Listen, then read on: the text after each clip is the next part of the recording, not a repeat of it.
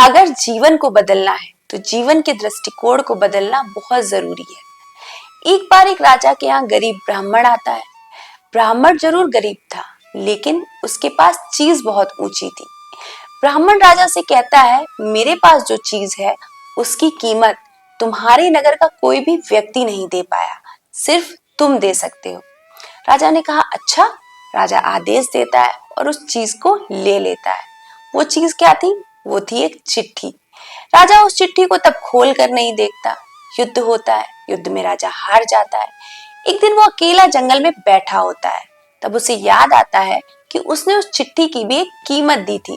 राजा उस चिट्ठी को खोल कर देखता है और उसमें लिखा था, ये भी गुजर जाएगा।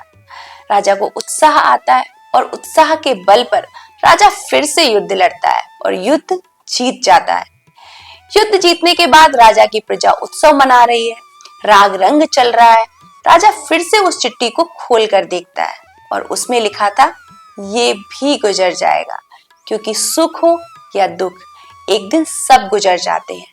राजा को सत्य का ज्ञान होता है और राजा वैराग्य ले लेता है। इसलिए सुख में हमें अहंकार नहीं करना चाहिए और दुख में हमें बहुत ज्यादा मायूस नहीं होना चाहिए, क्योंकि एक ना एक दिन सब गुजर जाते हैं। हरे कृष्णा।